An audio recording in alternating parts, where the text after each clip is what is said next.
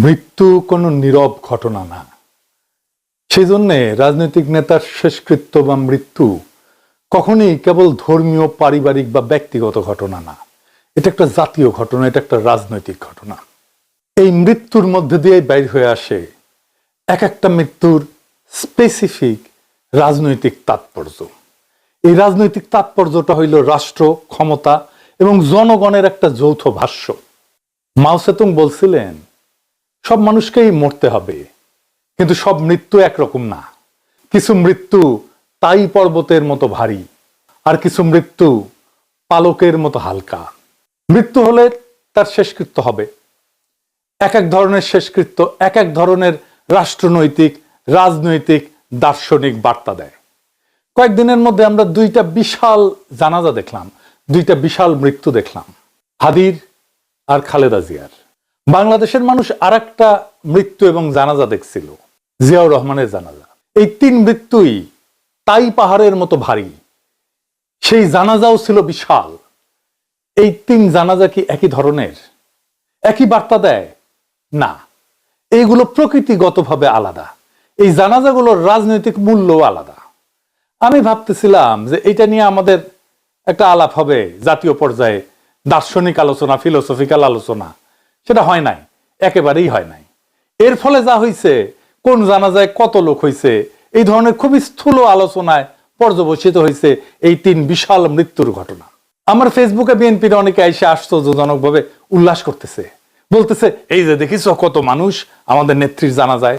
কেউ কেউ কইতেছে জানাজায় এত লোক দেখাই না, এখন সবাই তারেক রহমানের কাছে বেরিচ্ছে, বিএনপির বিজয় ঠেকায় কে। কি তামাশা! আসেন আমরা দেখি কিছু রাজনৈতিক মৃত্যু নিয়ে এই পৃথিবীতে।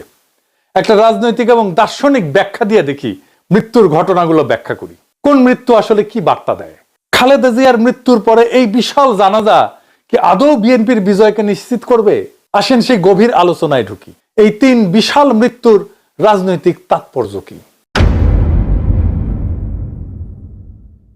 রাজনীতিতে মৃত্যু তো নীরব না, আগেই শুনলাম। সে কখনো একটা প্রশ্ন তোলে, কখনো সে বিস্ময়ের উদ্রেক করে, কখনো ইতিহাস শুরু হয় সেই মৃত্যু থেকে, আর কখনো ইতিহাস এসে শেষ হয় ওই মৃত্যুতে। জিয়ার মৃত্যু কি ছিল? জিয়ার মৃত্যু ছিল এমন একটা বার্তা, যে বার্তা বলছিল আমাদের কাজ এখনো শেষ হয়নি, ওনার স্বপ্ন এখনো বাস্তবায়ন হয়নি। জিয়াউর রহমানের মৃত্যু ছিল অসমাপ্ত একটা রাষ্ট্র প্রকল্প। তাই শোক মিছিল হলো, সেই মিছিল ভোটের বাক্সে গেল। সাত্তার সাহেবের মতো অথর্ব দুর্বল ব্যক্তি বিপুল ভোটে নির্বাচিত হলেন এবং এরশাদের এক ধমকেই রাষ্ট্র ক্ষমতা ত্যাগ করলেন। জিয়ার জানাজায় যারা গেছিল তারা জিয়ার অসমাপ্ত কর্তব্য সম্পাদনের আকাঙ্ক্ষা নিয়ে ম্যান্ডেট দিতে গেছিল। তখনকার রাজনৈতিক নেতৃত্ব জিয়ার ঐতিহ্যকে ঊর্ধ্বে তুলে ধরছিল। একই ধরনের মৃত্যু বেনজির ভুট্টোর। তার দল ভোটে জিতে ক্ষমতায় আসে, উনি যখন মারা গেছেন তখন তিনি ক্ষমতায় নাই। কিন্তু বেনজির ভুট্টোর মৃত্যুর পরে পাকিস্তানের জনগণ বেনজির ভুট্টোর দলকেই ভোট দিল, কারণ মানুষ চাইছিল বেনজির ভুট্টো যে কাজ করতে এসে শহীদ হইল, সেই কাজটা তার দল ডেলিভার করুক, বাস্তবায়ন করুক, পূরণ করুক। ইন্দিরা গান্ধীর মৃত্যু তাই। তার মৃত্যুর ধাক্কায় রাজীব গান্ধীর নেতৃত্বে কংগ্রেস একটা ভূমিধ্বস বিজয় অর্জন করে। এবার আসেন ওসমান হাদির মৃত্যু কি বার্তা দেয়। ওসমান হাদির মৃত্যু এক শূন্যতা এবং এক অসহায়ত্ব দেয়। হাদির মৃত্যু সবাইকে বলে আমরা আমাদের কণ্ঠস্বর হারালাম। ওসমান হাদির মৃত্যু ক্ষমতার শোক না, ছিল প্রতিনিধিত্বের শূন্যতা। প্রশ্ন উঠছিল এখন কে কথা বলবে আমাদের হয়ে? হাদির মতো এইভাবে সত্য উচ্চারণ জনগণের জন্য কে করবে? কে সাধারণ মানুষের হয়ে, সাধারণ মানুষের মধ্যে থেকে উঠে গিয়া ক্ষমতাকে চ্যালেঞ্জ করবে? হাদির জানাজায় এসেছিল মূলত তরুণেরা। তরুণেরা আসছিল হাদির আদর্শ থেকে আদর্শ গ্রহণ করতে। ওইটা একটা ইতিহাসের শুরু। জিয়ার মৃত্যু ছিল ইতিহাসের মাঝখানে, হাদির মৃত্যু হলো ইতিহাসের শুরু। হাদির যেরকম মৃত্যু ছিল, একই ধরনের মৃত্যু ছিল মার্টিন লুথার কিং এর। এই দুইজনের মৃত্যুতেই তৈরি হয়েছিল একটা প্রতিনিধিত্বের ভ্যাকুয়াম, শূন্যতা। দুইজনেই ক্ষমতার শীর্ষেও ছিলেন না, রাষ্ট্রের আনুষ্ঠানিক কেন্দ্রেও ছিলেন না, কিন্তু সাধারণ মানুষের ভাষার প্রতিনিধি ছিলেন। তাদের মৃত্যুতে ক্ষমতার ভারসাম্য বদলায়নি, কিন্তু জনগণের মধ্যে তার কণ্ঠস্বর হারানোর শোক তৈরি হয়েছে। মানুষ প্রশ্ন করছে অসহায়ের মতো, উনি না থাকলে এই কথাগুলো কে বলবে? আজকে বলে না হাদির মৃত্যুতে, কে আমাদের মতো হয়ে এইভাবে কথা বলবে? কে আমাদের জন্য এইভাবে কথা বলবে? হাদির মৃত্যুতে এসে বলে না সবাই, কে এইভাবে এত সাধারণভাবে আমাদের কথাগুলো আবার বলবে? এইবার আসেন খালেদা জিয়ার মৃত্যু নিয়ে। খালেদা জিয়ার মৃত্যু একটা কমপ্লিটলি ডিফারেন্ট বার্তা দেয়। উনি রাজনীতিতে সক্রিয় ছিলেন না দীর্ঘদিন। ওনার মৃত্যুটা আসলে কি কি বার্তা দেয়? ওনার মৃত্যুটা আসলে কিসের প্রতীক? এই যে বিশাল জানাজা, এইটা আসলে আমাদেরকে কি বলে, জাতিকে কি বলে? ওনার মৃত্যু একটা রাজনৈতিক অধ্যায়ের শেষ। খালেদা জিয়ার জানাজায় মানুষ ছিল অনেক, কিন্তু ওখানে রাজনীতি ছিল না, কারণ এটা ছিল ইতিহাসের সমাপ্তি, এটা কোনো সূচনা ছিল না। এইখানে একটা প্রজন্ম তাদের কালেকটিভ স্মৃতির সাথে বিচ্ছেদের বেদনা সবার সাথে ভাগ করে নিতে আসছিল। এইটাকে বলে হিস্টোরিক্যাল ক্লোজার। একটা অধ্যায় শেষ হয়ে গেল আমাদের প্রজন্মের জন্য, আমাদের দেশের জন্য। এটা শুধু খালেদা জিয়ার জীবনের, রাজনৈতিক জীবনের সফল পরিসমাপ্তিই না, যেই জনগোষ্ঠী খালেদা জিয়া আর জিয়ার রাজনীতি করে আসছে তাদের সাথেও একটা হিস্টোরিক ক্লোজার।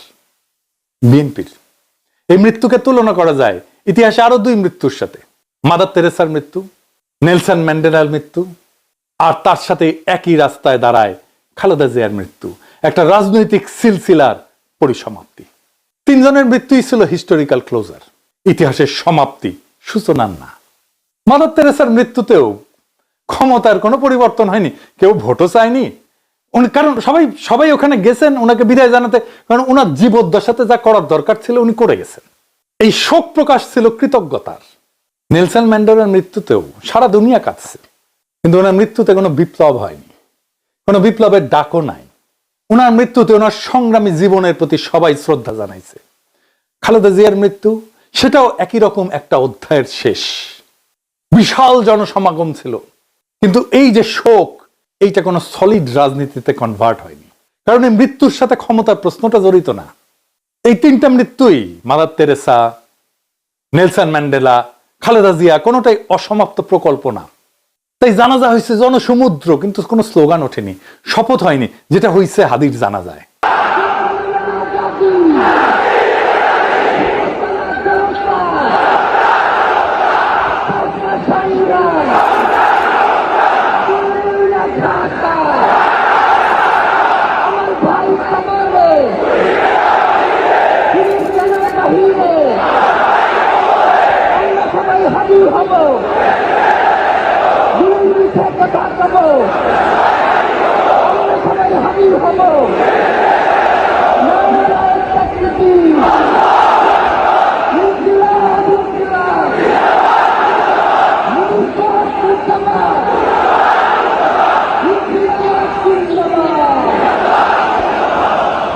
পার্থক্যটা শুধু এখানে, একইভাবে মাদার তেরেসার মৃত্যুতে একটা নৈতিক যুগের ক্লোজার হয়েছে, ম্যান্ডেলার মৃত্যুতে এক ঐতিহাসিক সংগ্রামের ক্লোজার হয়েছে, হিস্টোরিক ক্লোজার, আর খালেদা জিয়ার মৃত্যুতে হিস্টোরিক ক্লোজার হয়েছে একটা রাজনৈতিক অধ্যায়ের।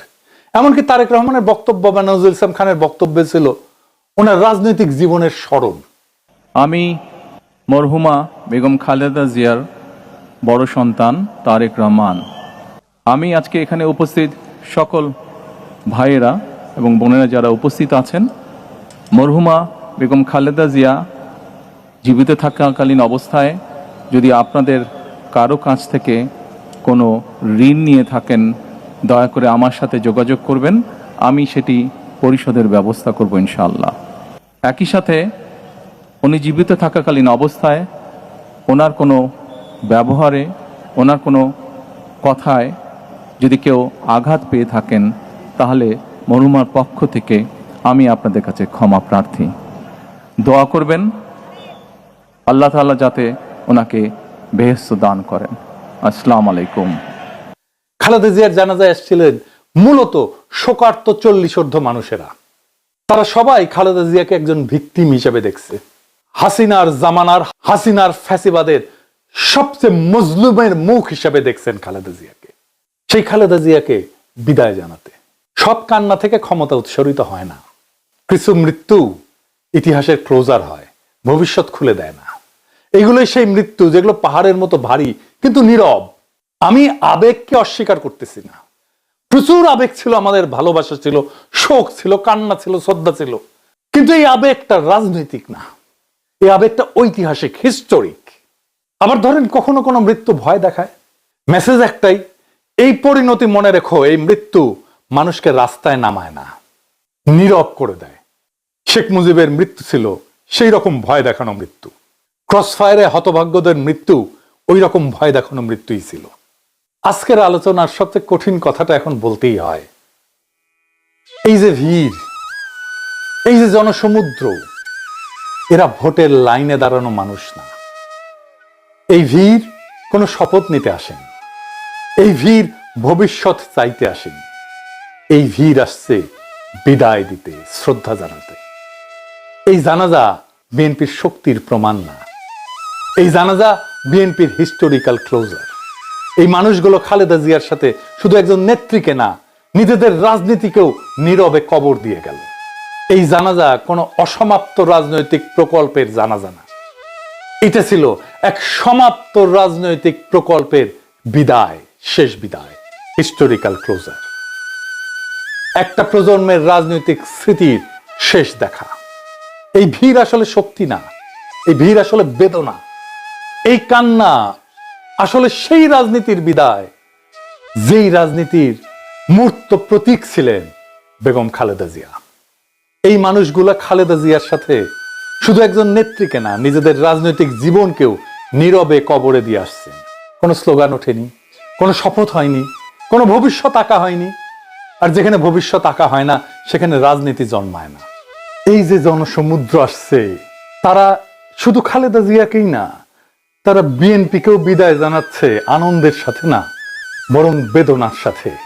কারণ যেই বিএনপি বাংলাদেশের আধিপত্যবাদের বিরুদ্ধে একটা শক্তিশালী রাজনৈতিক শক্তি হয়ে উঠছিল, সেই রাজনীতিকেই আজকের বিএনপি ত্যাগ করছে। সেই জন্য যেই প্রজন্ম বিএনপি করে আসছে তারা আজকে বিএনপি করতে পারতেছে না। যে প্রজন্ম বিএনপি করে আসছে, ভোট দিয়ে আসছে, তারা আজকের বিএনপির রাজনীতি আর করতে পারবে না, করা সম্ভব না। আজকের তরুণেরা তো বিএনপি করে না, তারা নতুন রাজনৈতিক শক্তির পিছনে দাঁড়াইতেছে, নতুন রাজনৈতিক দল তৈরি করতেছে। আর যারা পুরনো বিএনপি, তারাও আজকে বিএনপির সাথে চিরবিচ্ছেদ ঘটালো। তাদের সকলের জন্যই খালেদা জিয়া ছিলেন সেই বন্ধন যা তাদেরকে খুব দুর্বল করে হইলেও বেঁধে রাখছিল বিএনপির সাথে এতদিন। সেই বন্ধন ওই জানাজার দিনে একেবারে ছিন্ন হয়ে গেল। বিএনপির সাথে ওই প্রজন্মের সম্পর্ক শেষ। এটাই ছিল সেই দিনের পুরনো বিএনপি প্রজন্মের সুতীব্র বেদনার উৎস, ওই জনতার দ্বিগুণ বেদনার উৎস। এই ভিড়, এই জনস্রোত, এই প্লাবন, এই জনসমুদ্র বিএনপির পুনর্জন্মের সংকেত না। এই ভিড়, এই জনসমুদ্র বিএনপির শেষ স্মরণ। যারা আজ এই ভিড় দেখে উল্লাস করছে, তারা বুঝতে পারতেছে না ইতিহাস কখনো কান্না দিয়ে ক্ষমতা দেয় না। ইতিহাস ক্ষমতা দেয় তখনই যখন শোক প্রশ্নবোধক হয়, পূর্ণচ্ছেদ হয় না। আর খালেদা জিয়ার জানাজা ছিল একটা স্পষ্ট নীরব পূর্ণচ্ছেদ। এই জানাজা বিএনপিকে আগায় দেয়নি, এই জানাজা বিএনপিকে বিদায় জানাইছে, বেদনা ভরে, মর্যাদার সাথে, কিন্তু রাজনৈতিকভাবে চূড়ান্তভাবে। খালেদা জিয়ার স্মৃতি অমর হোক। ইনকিলাব।